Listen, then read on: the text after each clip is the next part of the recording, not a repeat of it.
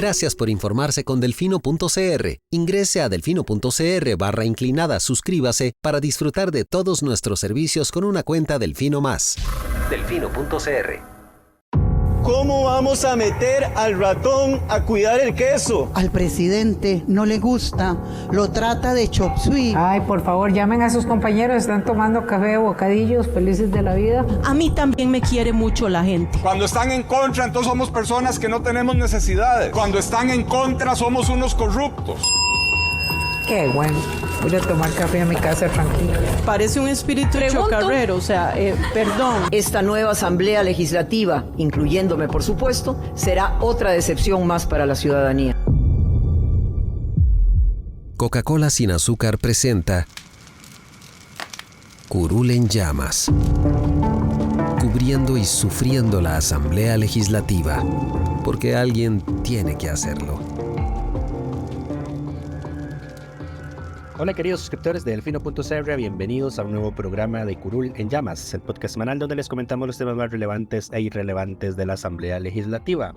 Les saluda Luis Madrigal desde el 26 de mayo del 2023, como siempre en compañía de... Espero que todas y todos estén muy bien. Los temas para esta semana: vamos a hablar del proyecto de crimen organizado que ya recibió primer debate en el plenario legislativo, así como del avance que ha tenido el proyecto de jornadas 4.3, la reacción de la Asamblea Legislativa a los proyectos que presentó el Poder Ejecutivo en su agenda fiscal, así como el pleito abierto entre el presidente de la República y la diputada Paulina Ramírez por el tema de el terreno para la construcción del hospital de Cartago. Pero empecemos por crimen organizado. El proyecto finalmente se logró esta semana terminar la votación de todas las mociones que se habían presentado. Al final, ¿cuántas votaciones registraste, Lucho? Estas fueron 400 y pico de mociones de fondo y 485 mociones de fondo y 284 mociones de revisión para un total de 769 mociones sobre este proyecto. Y habría que sumarle las mociones de hacer sesiones extraordinarias. 700 mociones al proyecto de crimen organizado. Eso se finalizó el miércoles, si no me equivoco, y sorprendentemente, digamos, sorpresa para mí, se envió, por supuesto, como parte del procedimiento, a consulta al Poder Judicial. La sorpresa fue que el Poder Judicial convocó a sesión extraordinaria al día siguiente en la mañana para dar criterio de forma inmediata y que el mismo jueves estuviera en discusión el primer debate del proyecto. Correcto. Ahora, aquí es importante señalar un par de cosas, porque la diputada Carolina Delgado, quien es la máxima opositora de este proyecto, se dejó decir en redes sociales que la Corte había corrido con presentar un informe con criterios sin discutir el proyecto por el fondo. Y aquí hay que señalar algo importante: la consulta que se le hace a la Corte no es una consulta de fondo y no es una consulta sobre el contenido del proyecto. La consulta que se tiene que hacer es única y exclusivamente si ese proyecto, la Corte solo se refiere a si el proyecto incide en la organización y funcionamiento del Poder Judicial. En este caso en específico hay que hacer otras dos acotaciones, y es: este proyecto ya había tenido un criterio inicial de parte de la Corte, en el cual la Corte había dicho que sí incidía en la organización y funcionamiento, porque crea, digamos, nuevos juzgados, crea la jurisdicción de crimen organizado y, digamos, altera la forma en que opera el Poder Judicial. Entonces, claramente sí incide en la organización y funcionamiento. Ese criterio ya se había dado previamente mientras el proyecto estaba en comisión. Entonces, lo que hace en este caso la magistrada Sandra Zúñiga es nada más revisar aquellas cosas que cambiaron en el texto durante su discusión de plenario, digamos, entre la versión del criterio original y la versión que está ahora o que estaba por someterse a primer debate. ¿Qué cambios fueron eso? El título, y se quitó el transitorio número 3, que esa fue la moción de Dani Vargas, si no me equivoco. Correcto. Y eso tenía que ver con la fecha de entrada en vigencia y era correcto eliminar ese transitorio, digamos. Correcto, porque lo que decía era que la ley iba a entrar en vigencia en el primer bimestre de este año y claramente ya sobrepasamos esa fecha, así que lo que se hizo fue derogarlo, y de hecho esas fueron las mociones sobre ese transitorio las que retiró doña Carolina en la discusión del proyecto. Correcto, pero entonces la Corte tenía un trabajo relativamente sencillo porque era evidente que el proyecto se incide y ya se había pronunciado sobre este tema. Entonces no es raro ni sospechoso ni como quiso dar a entender la diputada de que se pudiera hacer un criterio sobre este tema tan rápidamente. Y en todo caso es un proyecto del Poder Judicial. Es un proyecto, una iniciativa del Poder Judicial, aunque lo presentó el Ejecutivo anterior, si no me equivoco. Porque el Poder Judicial no tiene potestad de presentar proyectos de ley. Correcto, pero bueno, ahora está la otra discusión que teníamos Lucho y yo por aparte, y era si la Corte puede decir, este proyecto afecta el funcionamiento y organización del Poder Judicial. Sin embargo, como estoy a favor, no califico la votación. Recordemos que si la Corte dice esto afecta la organización y funcionamiento, entonces el proyecto debe ser aprobado con 38 votos, que es lo que sucedió en este caso. Y de hecho la magistrada Zúñiga, que fue la que rindió el informe, salió corriendo a enviar un video, digamos, a prensa, señalando que si bien el informe y el criterio de la Corte es que el proyecto debe ser aprobado con mayoría calificada, eso no significa que la Corte esté en contra del proyecto, es nada más una cuestión de cómo están interpretando el procedimiento ellos.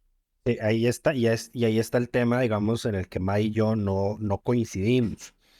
Porque, bueno, el tema de la consulta del Poder Judicial, cuando un proyecto incide en su organización o funcionamiento, está en el artículo 167 de la Constitución.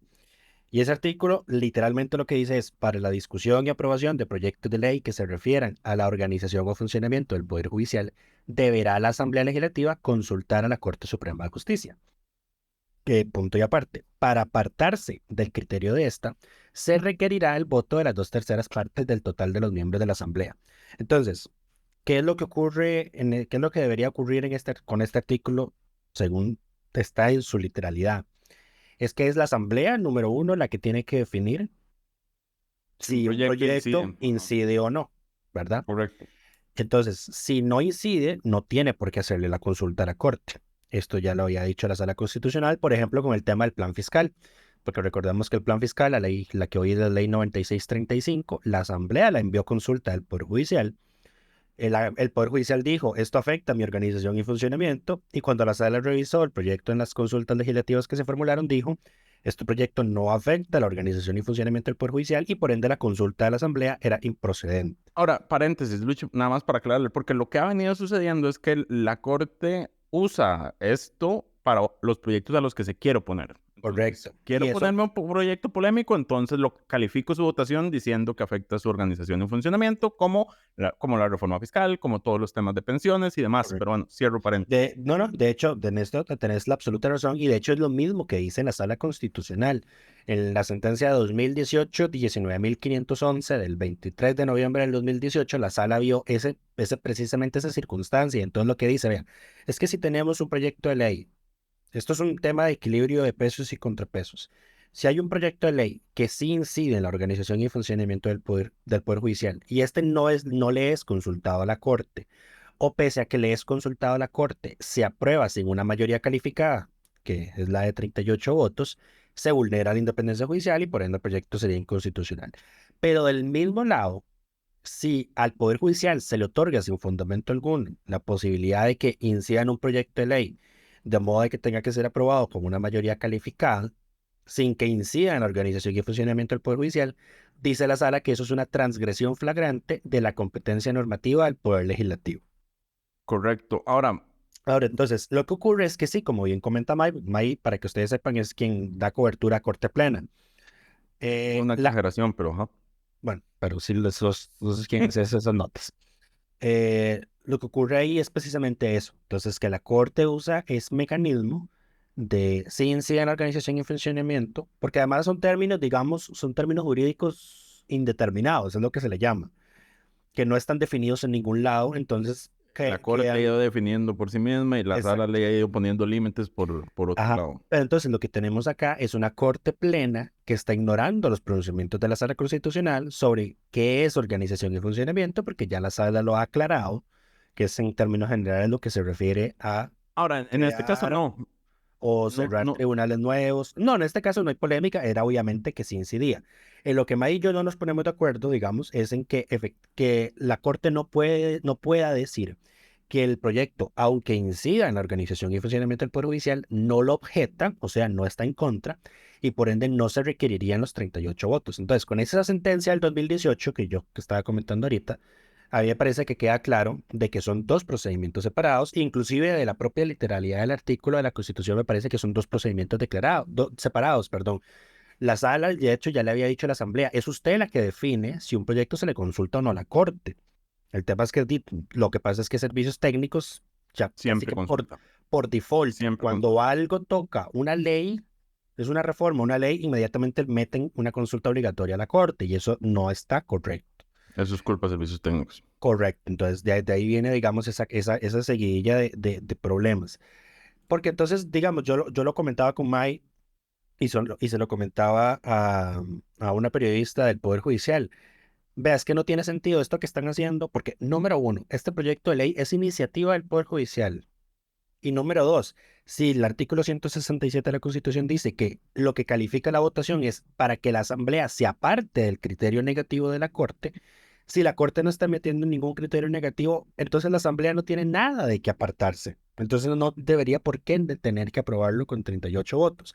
Ahora, esto es polémica, digamos, interna. Porque, sí, es interna porque en todo caso este proyecto es obvio que tiene más de los 38 votos. De hecho, sí, en este caso no es discusión, digamos. Con la reforma fiscal era discusión, porque sí, no, creo que ni se llegó a los 38 votos en su momento. Bueno, el primer debate no. Sí, el primer debate no los tuvo. Recuerdo a Ivonne Acuña haciendo caras pero se rechazó, ¿no? Y Carolina diciéndole, no, todo bien. Primer debate, aprobado. Pero bueno, yo lo que iba a decir es que en tesis de principio, digamos, yo estoy de acuerdo con Lucho. Lo que pasa es que yo tenía claro que la Corte no lo entiende así. No, sí, yo sí tengo claro que la Corte no lo entiende así, digamos. Ahora, yo sí creo que, y esta discusión creo que la tuvimos en algún momento, si algo cambia el Poder Judicial, ¿debería requerir mayoría calificada solo por cambiar el Poder Judicial? Yo creo que sí, digamos, lo que me queda aquí sobrando es el criterio de la Corte.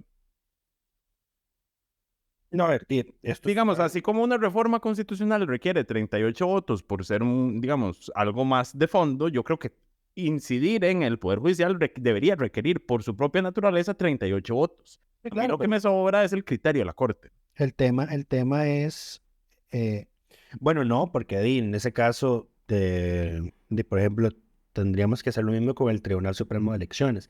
A ver, es que yo creo que esas normas constitucionales se plasmaron bajo la idea de que los magistrados que estuvieran en ese momento iban a hacer un análisis pues detallado e iban a ser conmesurados, iban a limitarse, no iban a exagerarse en usar este tipo en usar el artículo 167 para bloquear proyectos que no le gustan bajo el pretexto de que afectan a la organización o funcionamiento. Claro. Porque entonces es lo que ha pasado, digamos. Sí, porque o sea, al final están haciendo un abuso de esa prerrogativa. Porque entonces llegamos a los extremos de que, o sea, con lo de pensiones, con lo de las pensiones, vea, o sea, ¿cómo va a afectar a organización y funcionamiento del Poder Judicial el tema de pensiones cuando las pensiones se le dan, digamos, a personas que ya no trabajan en el Poder Judicial?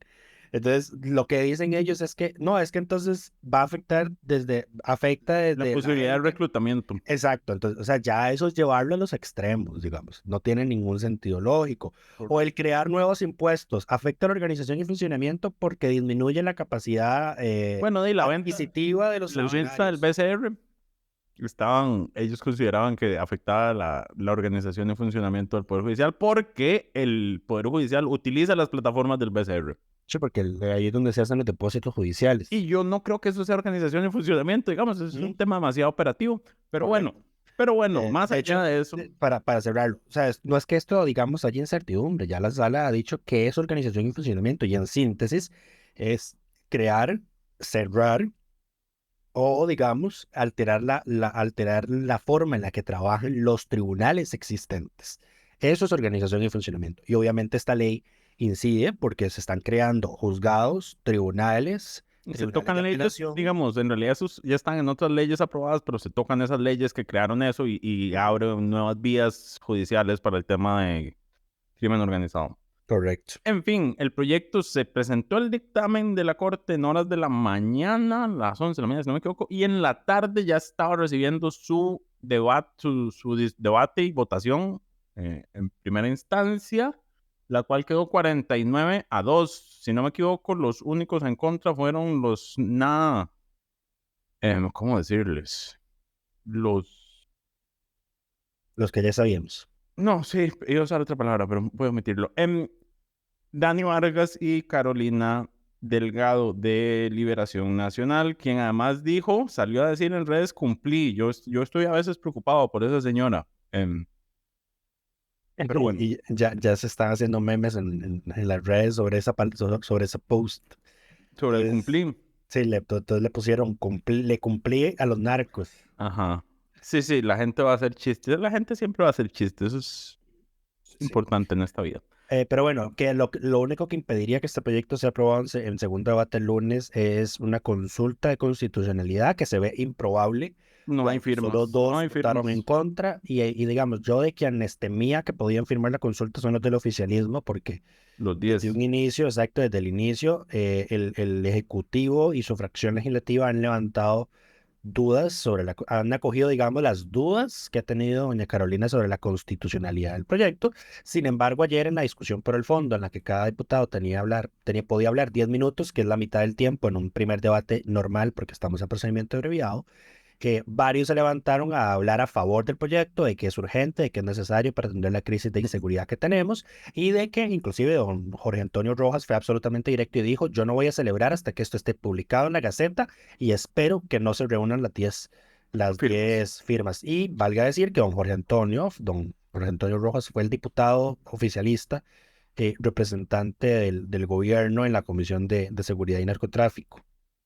Correcto. Ahora, yo creo que lo del oficialismo era más una finta por el tema de 4-3 que una verdadera intención de oponerse a... Ahora, ya lo hemos mencionado, este proyecto es inconstitucional. No voy a referirme a ese tema en este momento. No le voy a dar argumentos a doña Carolina. No, técnicas anteriores que puedo utilizar si desea. No estoy seguro que los he escuchado y por lo menos las notas en las que hemos abordado, no en las que vos has... Ahora, yo digo que a mí no me parece que este proyecto sea inconstitucional. Yo lo que sí creo es que los casos que existen desde octubre del 2019 hasta hoy, que se han tramitado únicamente por la vía de crimen organizado, se van a caer y son potencialmente casos que si no se resuelven a lo interno van a ir a la Corte Interamericana. El tema es eso pasará de aquí a 10 años. Igual yo francamente veo poco probable que la Sala Tercera no haga lo que le corresponda. No, que se traiga abajo los procedimientos. Francamente lo veo poco probable. Inclusive habría que ver qué movida hace la sala, porque estoy seguro que algún juez va a plantear alguna consulta judicial de constitucionalidad. Es probable. Y me imagino que quién sabe qué usarán ahí como para zafarse el pronunciamiento por ahora. La sala ha dicho que este tema no es de constitucionalidad, es por la vía legal, cuando le han tratado de meter consultas sobre el tema. Si hay artículos derogados o no, no es un tema constitucional, es un vía legal. O sea, básicamente le pateó la bola a la otra sala. Sí, pero habría que ver también el tema de la prisión preventiva oficiosa que contiene el proyecto.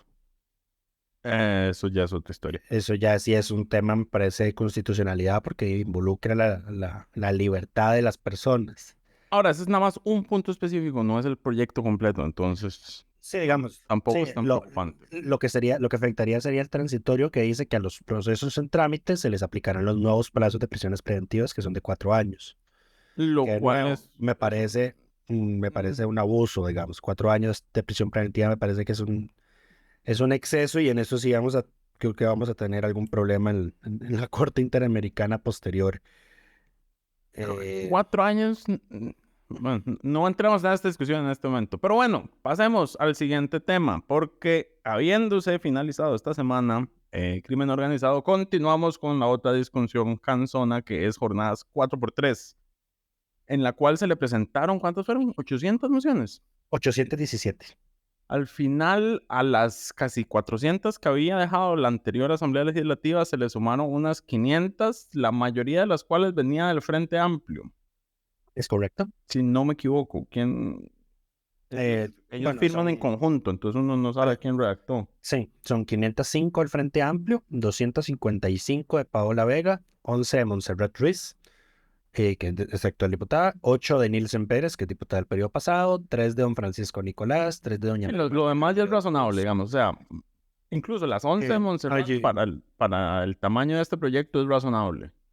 Sí, hay una que es en conjunto de Nueva República, la Unidad Liberal Progresista y el Progreso Texto Democrático. sustitutivo. Tiene un texto sustitutivo, correcto.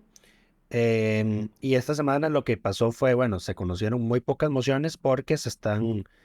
a ver, hay mociones, creíamos que en teoría las que se iban a ver eran todas del periodo pasado, pero no. Hay una buena cantidad de mociones de los actuales diputados. Entonces, esas están poniéndose en discusión de primero, y en todo caso, las que son de doña Paula Vega, que son las que también se han ido viendo, hay diputados que están haciendo uso de la palabra 5 minutos a favor y 5 minutos en contra. Entonces, digamos, se está teniendo una discusión rica respecto al proyecto, y por eso está teniéndose, digamos, un lento avance. De hecho, en esta semana, desde que empezó el trámite, solo se han visto 21 mociones. Sí, ahora recordemos aquí hay 14 sesiones donde va a haber discusión de las mociones y después de la sesión número 14 solo se puede votar. Correcto. Sí, y eso sucederá. Las votaciones han estado, digamos, no divididas, pero mucho, digamos. O sea, por ejemplo, la más cercana tuvo 13 votos a favor y 30 en contra. Entonces, pero por ejemplo, si esto sí nos da un indicativo, hay inclusive emociones que, no, hay una que tuvo 14 votos a favor y 30 en contra. Entonces, esto lo que nos da un indicativo es de que, por ejemplo, sí podría haber firmas para una sí hay firmas de constitucionalidad. para una consulta, sin duda. Sí. De eso no te duda, de que este proyecto, a mí la duda que tengo es la calidad de la consulta que puedan presentar. Sí, entonces, por ahora la discusión, aunque rica o interesante o que valga la pena ponerle atención, porque se está discutiendo el texto que salió de la Comisión de Sendarios. No han entrado el nuevo, que es el sustitutivo. Correcto, entonces digamos... Es básicamente lo mismo, o sea, no hay mayores cambios. Sí, pero entonces el resto, la mayoría está rechazando las mociones bajo el pretexto de esto lo solucionamos con el texto sustitutivo. Entonces es lo que está pasando. Y de hecho también bajo este pretexto se votaron en contra 2 mociones de consulta, 2 mociones de orden para consultar el proyecto, una a la Organización Internacional del Trabajo y otra al relator de las Naciones Unidas sobre formas contemporáneas de esclavitud, don Tomoya Obokata. Porque si digamos, si se aprobaran lo que se iría a consulta, pues es el texto actual. Sí, esas consultas hay que presentarlas una vez esté el texto sustitutivo, diría yo. Tiene más sentido que poner a consultar sobre esto, pero bueno, retórica política, diría yo. Sí. Pueden salir a decir que están opuestos a que se consulte a entidades externas.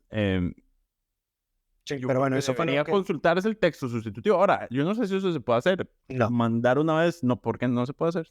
No, primero tienes que aprobar el texto sustitutivo. Pero yo no puedo, bueno, digo, ok, el plenario no, pero yo, diputado, no puedo enviar a consulta un texto. Creo que esas organizaciones, por ejemplo, creo que la OIT dudo mucho que se pronuncie ante la consulta unilateral. ¿Se pronunciaron ante una consulta de los sindicatos? Pero es que los sindicatos, ahí esto es diferente, porque pues es que los sindicatos, acuérdate que ellos tienen tripartita, yo sé. Tienen una visión de mundo tripartita. De aquí un diputado no es un nada.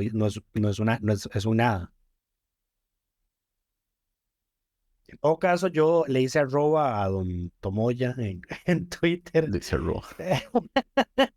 En el registro de votación de la moción, para que vea que intentaron preguntarle esto, pero no quisieron. Le quisieron consultar, pero no, pero igual lo que le queremos consultar no es lo que le querían consultar, entonces, todo bien. Igual, pero bueno, sí. En fin, ese proyecto, 4 sesiones se quemaron, si no me equivoco, lo que significa que quedan por lo menos 10 donde se puede seguir discutiendo. Se va a hacer una extraordinaria el miércoles. Solo una, ya entramos a periodos más razonables de sesiones. Correcto, solo una se va a hacer.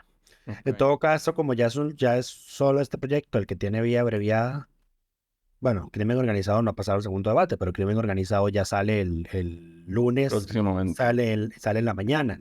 Entonces ya las sesiones de la tarde, plenario, del lunes, la de la tarde, y del martes en la mañana en adelante, van a ser exclusivas para conocer el proyecto de jornadas 4.3. Muy bien, muy bien. En fin. Entonces, si van por 4 sesiones, si nos faltan 10, en una semana y un poquito más la sacan. Ok, perfecto. Pasamos al siguiente tema. La semana pasada les comentamos que el Poder Ejecutivo presentó 5 proyectos de ley en su agenda fiscal que incluía, entre otras cosas, modificaciones al impuesto sobre la renta, cómo se calcula, modificaciones al impuesto de propiedad sobre los vehículos, una reforma completa al Código de Normas y Procedimientos Tributarios, un proyecto de ley para unificar el manejo de la deuda actual, que Hacienda tiene ahorita 2 despachos, unidades que atienden esto, y es unificarlo en una, y el quinto proyecto se me escapa qué era en este momento. Lucho, ¿te acordás? No. Ahora, hubo una reacción, a ver, han pasado por lo menos dos cosas en este sentido. El Ejecutivo tuvo que salir a reconocer varios errores en los proyectos, reconocer en comillas, porque yo creo que uno no, o sea, a ver, yo no puedo asumir que aceptar un error sea la escapada que le están haciendo a esto. Puede legítimamente haber sido un error. Mike tiene la hipótesis de que el Ejecutivo hizo esto de forma deliberada. Ahora, yo creo que los proyectos se presentaron para ser rechazados. Todos los proyectos se presentaron para ser rechazados, entonces para que el Ejecutivo pueda mantener su narrativa de la Asamblea Legislativa no me deja mejorar la condición de vida de la mayoría de personas y aquí están defendiendo ticos con corona. Esa es mi hipótesis de por qué se presentaron estos proyectos, de la forma en que se presentaron y con el contenido que se presentaron.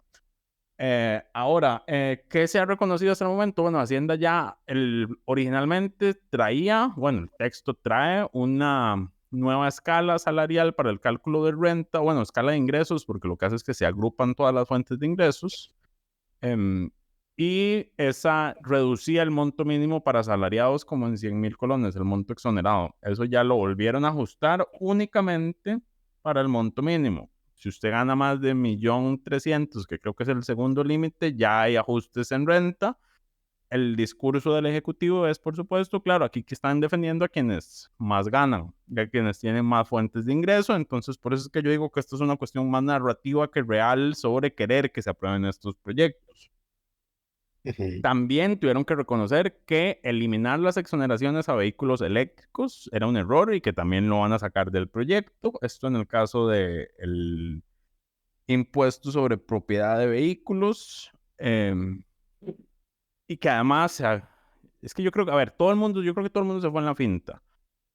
Y nadie revisó algunas cosas bien, porque todo el mundo se le va a decir que el ajuste que hace el proyecto del Ejecutivo iba a subir las tasas que pagan las personas por marchamo, o bueno, por impuestos sobre propiedad de vehículos, que es el rubro más grande de marchamo.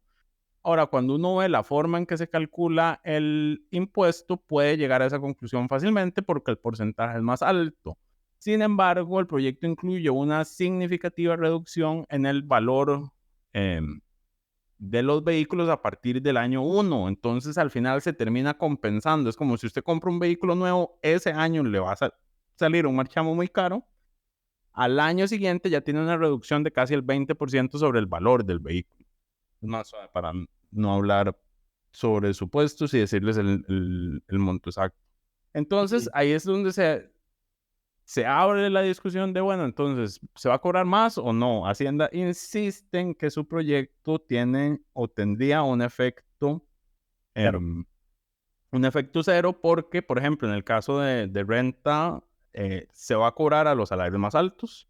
Se introduce una nueva tasa del 30% para quienes tengan un salario por encima de 4.400.000, si no me equivoco. Pero a las personas trabajadoras independientes se les va a reducir significativamente la tasa que se les cobra ahorita, porque a una persona trabajadora independiente actualmente empieza a tributar por encima de, a ver, el monto es anualizado, por supuesto, por la naturaleza del servicio, pero empieza a tributar a un promedio de 350,000 colones mensuales. O sea, hay una diferencia de 600,000 cuando ves entre trabajador independiente y asalariado. Por ahí es por donde va la discusión en ese proyecto. Entonces ellos insisten en que eso suma cero. Igual con el caso de los vehículos. Si los más nuevos pagan más el primer año, cubre el que el resto pague menos el resto de años. Un segundo, estoy buscando la tabla. Lucho, puedes hablar en cualquier momento. Sí, no, es que no tengo mayor cosa que comentar respecto a esto, salvo que todas las fracciones han salido a hablar en contra. Inclusive la propia Pilar Cisneros dijo que esto fue un mal timing del Ejecutivo, que a ella no le consultaron los proyectos ni a la fracción, le socializaron los proyectos con antelación como para que ellos pudieran defenderlos. Y sí, o sea, ya imagínate, hasta ese nivel. Correcto. Ahora sí, para dar el dato exacto, la depreciación que se utilizaría es el año, después de un año, 10%, al año 2 te empieza a sumar 9, 8 y así consecutivamente. O sea que tras 3 años ya te redujeron el 28% del valor del vehículo. Ajá. Y la tabla funciona por... perdón, está viendo motocicletas. Sobre excesos igual, o sea, sobre el monto de la diferencia entre los distintos rangos, a partir de 1.155.000, que es la base imponible base, que paga 31,000 colones.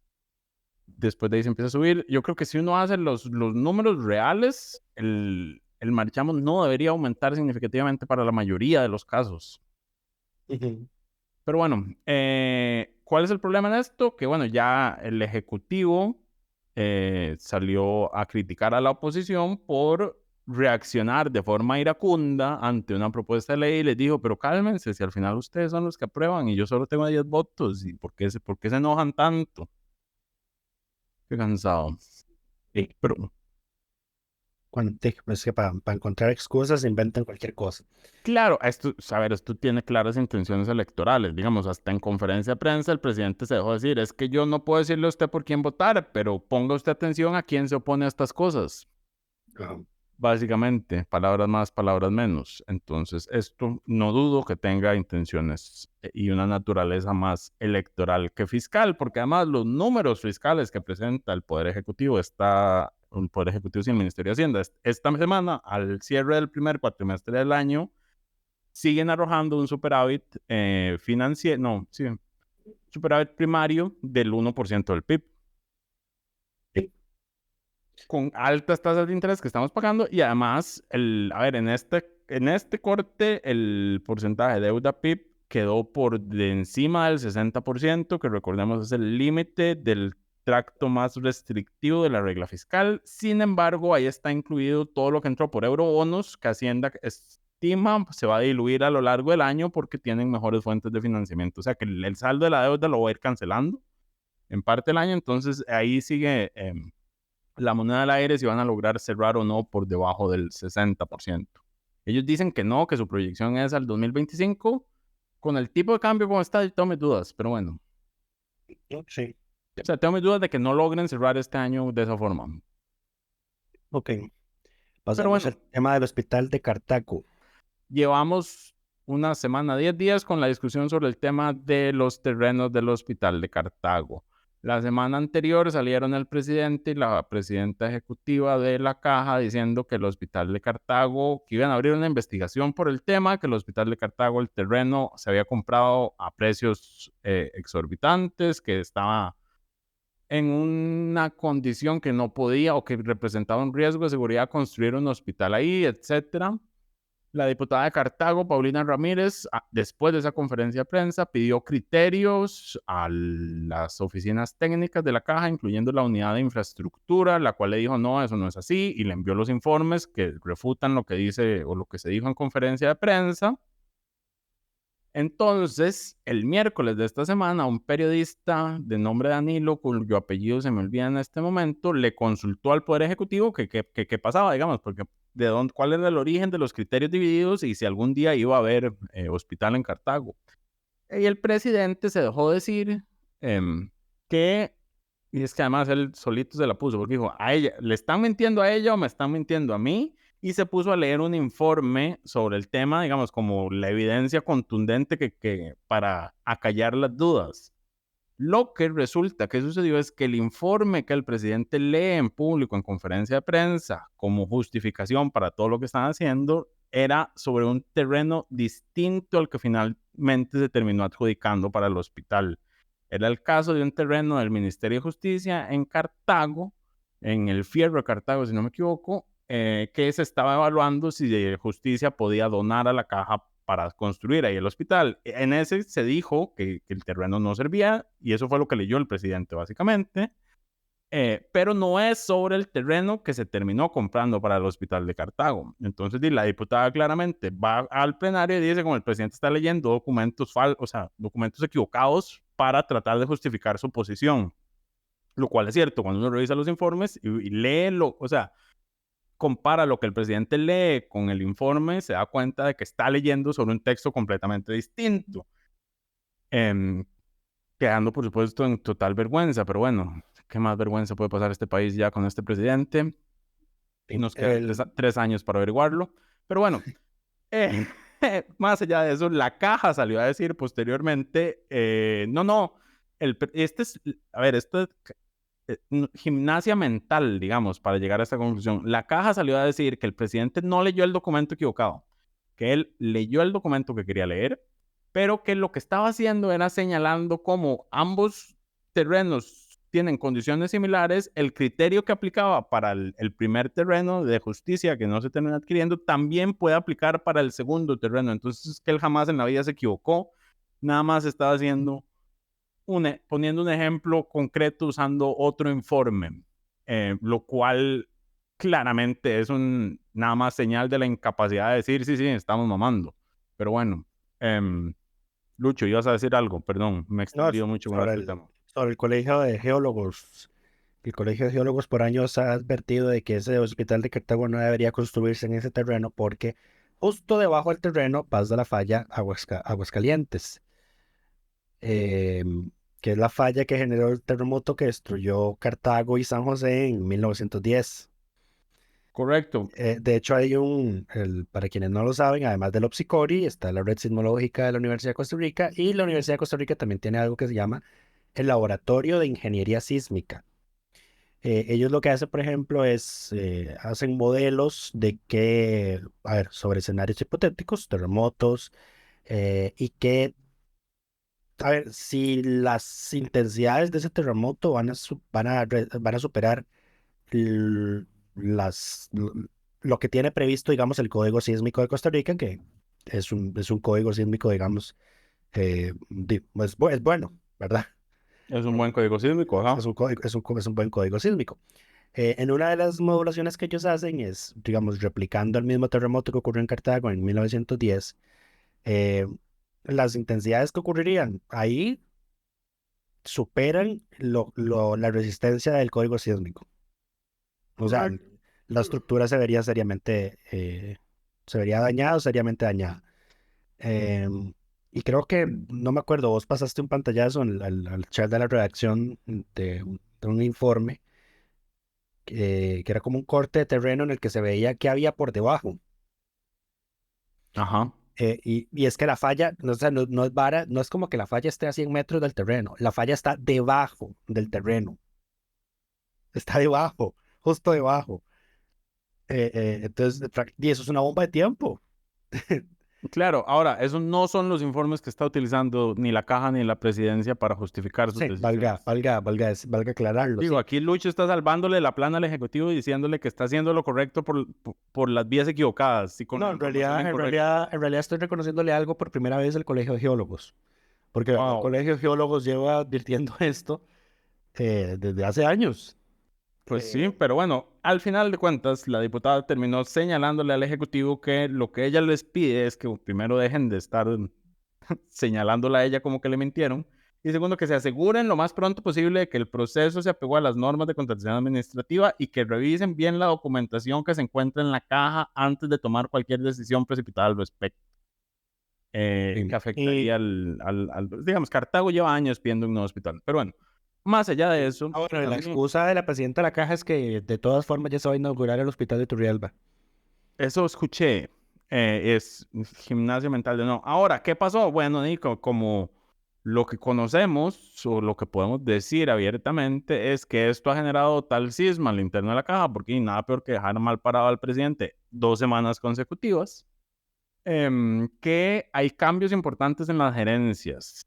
Se fue la gerencia médica, la gerencia de infraestructura lo mandaron de vacaciones y hubo cambio en otra unidad de infraestructura. Digamos, el que dio el criterio que contrarió al presidente ya lo mandaron a guardar mientras ven qué hacen con él. Y bueno, aquí seguimos. Si usted se opone a pone en duda al máximo mandatario, aquí le cortan la cabeza, básicamente. Dios libre contradiga al zar. Dios libre. Exacto. Igual estamos con el MINAE. Sí. ¿Qué fue lo que hicieron? Mandaron a abrir procedimientos contra los funcionarios por contestarle una consulta a la sala. Sí. Cuando la sala le pidió a ellos explícitamente contestarlo. Cuando no pueden no contestarle a la sala, digamos. Sí, y en todo caso, digamos, el funcionario, digamos, cumplió con rendir su informe técnico y, digamos, cumplió con la instrucción política de pedir que se rechazara el recurso de amparo. Obviamente la sala no está obligada a hacerle caso a su recomendación si ve que el criterio técnico, pues, está diciendo algo completamente diferente. Correcto. Pero bueno, yo creo que... bueno, antes de terminar, por supuesto, por su lucha, bueno, por su investigación en torno a todo el tema del hospital de Cartago y por no dejarse amedrentar por nuestro sumo pontífice mandatario, le damos el reconocimiento de diputada de la semana a la señora Paulina Ramírez. Quien fue reelecta, además, presidenta de la Comisión de Hacendarios. Correcto, ha tenido y va a seguir teniendo un papel importante en todos los temas presupuestarios que se tramiten en la Asamblea Legislativa. Ahora, hablando de comisiones, ya se instalaron la mayoría de comisiones permanentes. Las permanentes ordinarias ya están instaladas y se instaló la Comisión Permanente Especial de Redacción.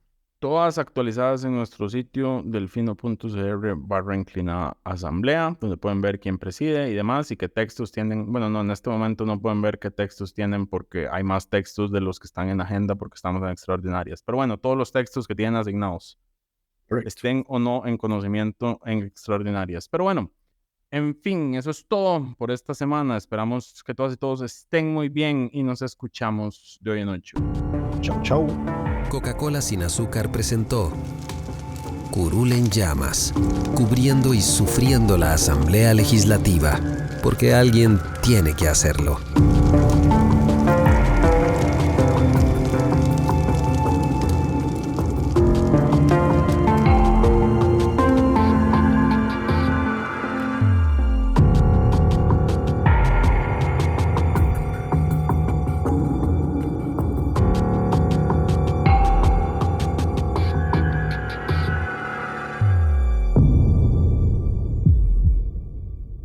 Gracias por informarse con Delfino.cr. Ingrese a Delfino.cr/inclinada, suscríbase para disfrutar de todos nuestros servicios con una cuenta Delfino Más. Delfino.cr